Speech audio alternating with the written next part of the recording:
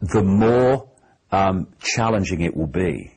If we hold our sense of reality purely in the five senses, as the vast majority, overwhelming vast majority have up to this point, through this period, it's going to be very, very challenging.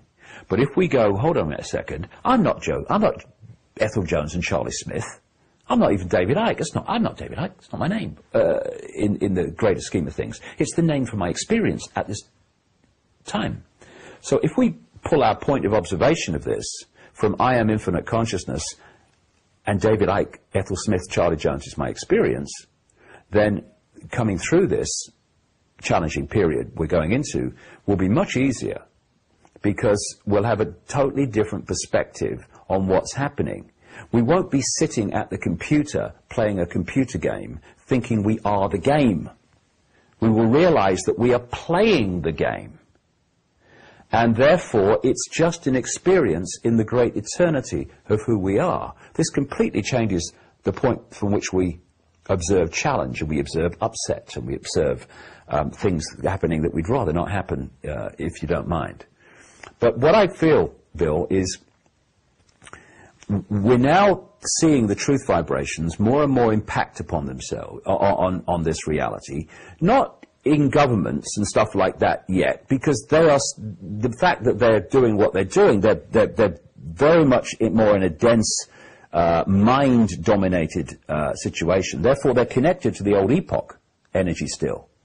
So they're not getting the truth vibrations. So that level of awareness, the control system as we perceive it, the banking system and the politics and all the rest of it, the military, media ownership, they're going to be trying to push along this more and more and more control in their desperation to hold on to what the power they've had.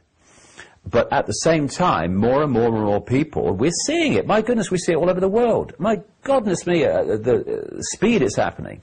More and more people are opening their minds from that density of a lifetime, and they're connecting with the truth vibrations, this new energetic construct, and they're seeing the world and themselves in a completely different way.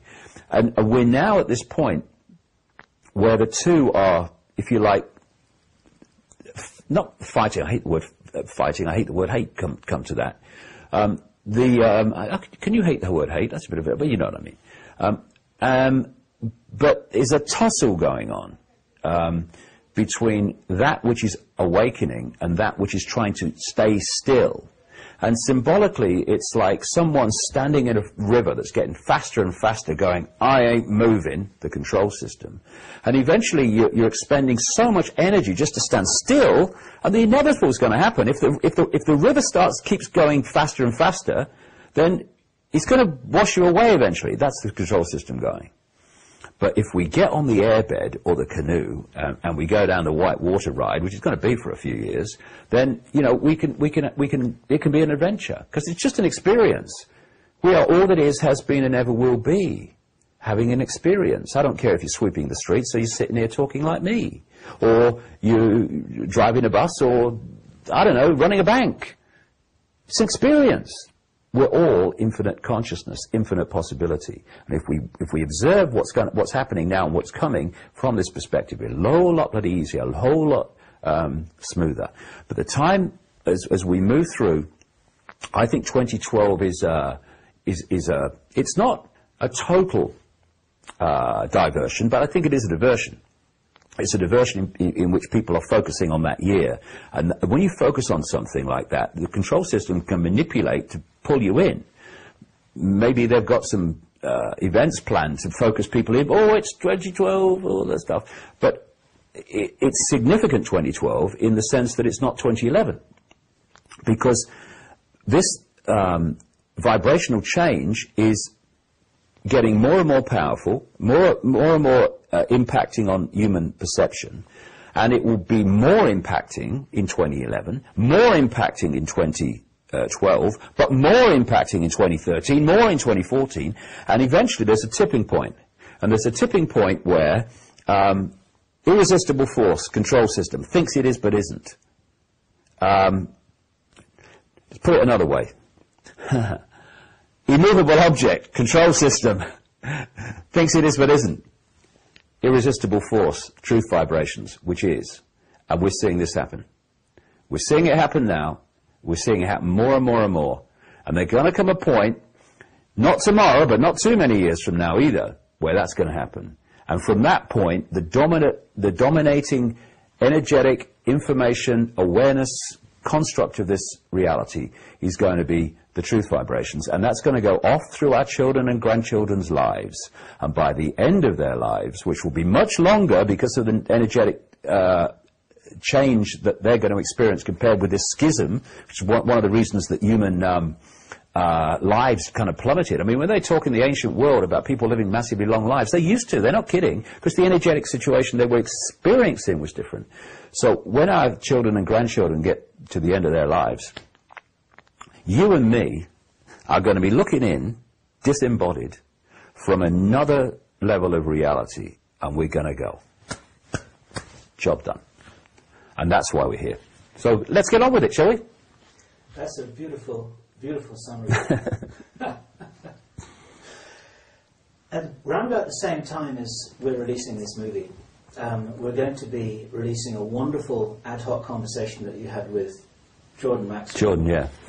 And Jordan was presenting a viewpoint that is valid. I think you and I would agree with that there's actually a military operation going on here between so-called good forces and so-called bad forces. And many people are caught in the crossfire, or they're pawns on the chessboard, or whatever metaphor you want to use. And whatever role we might consider ourselves to be is somewhere in that mix. And Jordan, bless him, was focused on that solid reality of this battlefield and saying, you know what, we're all going to get full of bullet holes if we don't watch out, and we're in deep trouble.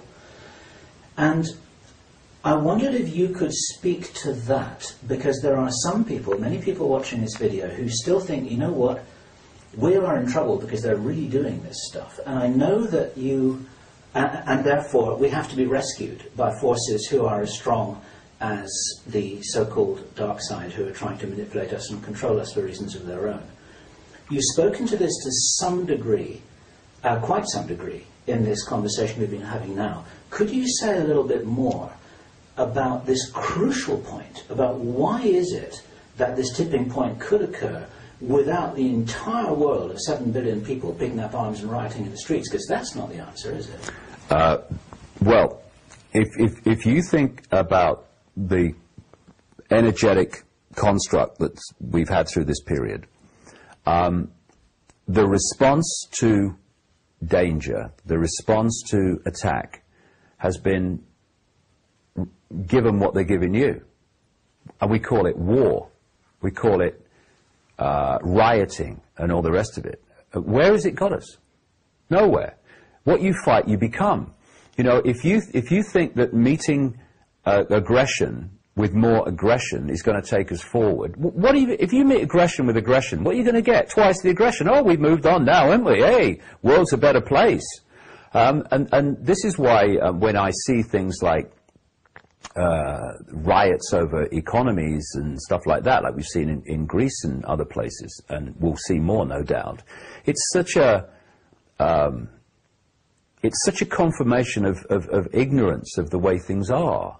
You know, we get pulled into low vibrational states by this feeling that we need to fight, must fight for peace. I love that one. Let's pepper bomb Baghdad and bring peace, shall we? You idiot. You're a politician, aren't you? Yeah, I thought you were, yeah. It brings us into low vibrational states, and it brings us into the very vibrational stadium on which the control system wants us to be. And when you think about it, even on the physical level, they're not bothered about rioting. In fact, it's a good thing from their point of view, because they can then, problem, reaction, solution, justify greater impositions of the control system in terms of violence and SWAT teams and armed police and bringing the military on the streets. You know, thank you very much. You've just given us what we need to justify this. And they're not frightened of protests either. You know, in the run-up to the Iraq war, we had, it was estimated, 1 million people on the streets of London. What happened? They invaded Iraq. let them have their protest. And then, you can protest and you can feel good about yourself. I bloody told them, at least I protested. Let's go down to the pub and have a chat about how good it was. And then what we can do then is we can put the telly on and watch them invade the country we've just protested against them invading, What they're terrified of is not violence, it's not rioting, it's not protests in the street. I'm not saying don't have them, but they're not frightened of them. What they're frightened of is non-cooperation.